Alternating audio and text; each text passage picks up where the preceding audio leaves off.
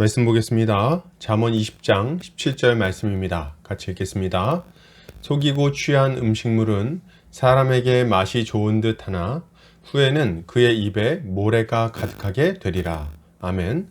잠언 20장 17절 속이고 취하면 모래같이 변하리라 라는 제목으로 말씀 보도록 하겠습니다. 신자는 정직하고 성실하게 일해서 이득을 보는 자입니다. 거짓으로 얻은 이득이 허무한 결과를 가져온다는 것을 알기 때문입니다. 오늘 본문을 통해서 이에 대해 함께 살펴보도록 하겠습니다.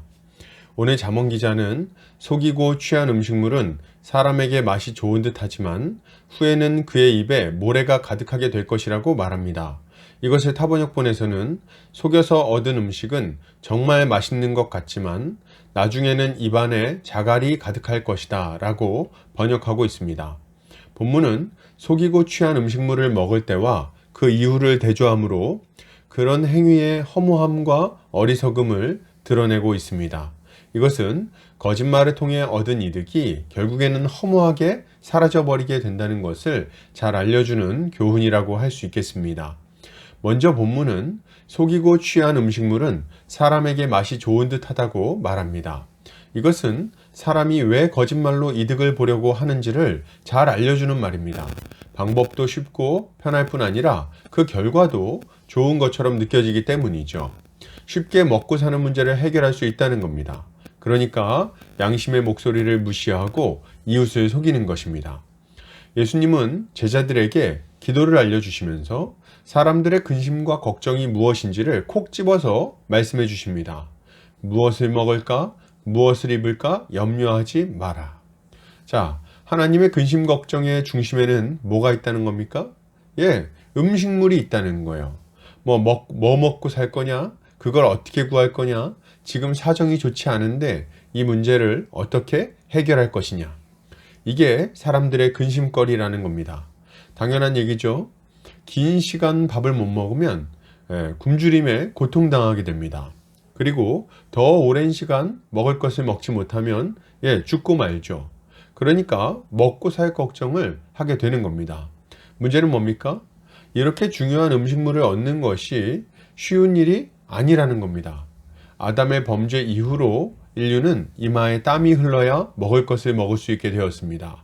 원래는 하나님의 공급하심으로 인해 마음껏 먹고 마실 수 있었는데 이제는 그렇지 않게 된 거죠.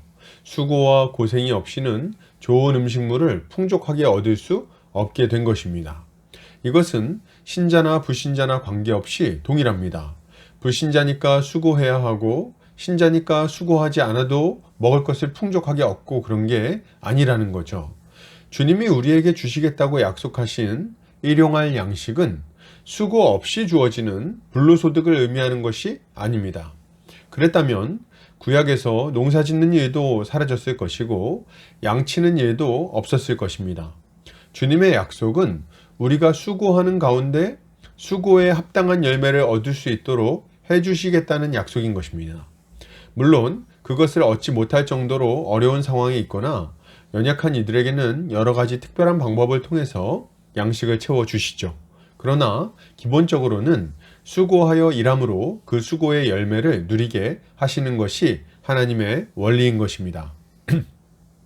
하나님은 사람이 수고함으로써 가치를 창출하고 그것으로 생계를 유지하기를 바라십니다. 부지런히 노력하고 수고하는 것을 통해 고용인을 유익하게 하고 또 피고용인에게 생계를 제공하고 손님들에게 유익을 끼치기를 바라신다는 거예요. 그리고 그 이득으로 가정도 꾸리고 하나님과 이웃을 섬기기를 원하시는 거죠.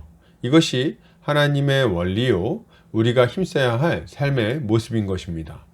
그런데 오늘 본문에 나오는 사람은 이렇게 하나님이 정하신 수고의 원리를 거절하고 쉽고 편하게 음식을 먹으려고 하는 것입니다. 그것도 불법적인 방법으로 이웃에게 해를 끼치면서 말이죠. 이것은 하나님이 정하신 순리를 바꾸어 영리로 사용하는 악한 행동입니다. 수고를 통해 가치를 창출하는 것이 아니라 거짓으로 가치를 탈취하는 것입니다. 이런 행위는 남의 소득을 도둑질하는 것일 뿐 아니라 사회 전체적으로는 성실하게 수고하는 사람들을 위축시키는 것이고 공동체 구성원 간의 신뢰를 저해하는 아주 악한 행동인 거예요. 이때 속이고 음식물을 취하는 행동은 꼭 사기를 치는 것만을 의미하지 않습니다. 그렇게 극단적인 방식이 아니더라도 속이는 일은 비일비재하게 일어나는 거예요. 수고에 합당한 대가를 지불하지 않으므로 이득을 얻는다든지 혹은 받는 대가에 비해 과도하게 적은 이득을 제공한다든지 재료나 양을 속인다든지 하는 것 말이죠. 이렇게 함으로 이득을 얻는 것은 결국 속이고 음식물을 취하는 것이라고 할 수 있는 것입니다. 자, 그럼 이렇게 음식물을 취한 결과는 무엇일까요? 쉽게 얻은 음식물로 만족을 누리게 될까요? 아닙니다. 본문은 그 음식물이 입안에서 모래가 되어 버릴 것이라고 말합니다. 배로 들어가 배를 채우지도 못하고 생명을 유지하지도 못하고 입을 즐겁게 하지도 못한다는 말이죠. 그저 입안에 모래를 가득 씹은 것처럼 고통스러운 결과가 찾아올 뿐인 것입니다. 정말 그럴까요? 네. 여러분, 거짓은 오래가지 못합니다. 언젠가는 들통나게 된다는 거예요. 불량을 속이고 원재료를 속여서 얻은 이득은 손해로 돌아오게 될 것입니다. 비싼 가격으로 좋지 못한 물건을 팔았다면 손님을 잃어버리겠죠. 일하는 척만해서 고용주를 속였다면 불성실로 인해 직장을 잃어버리게 될 것입니다. 적은 임금으로 과도한 일을 시켰다면 좋은 일꾼을 잃어버리게 될 거예요. 혹은 하는 척만 하는 일꾼을 얻게 될 것입니다.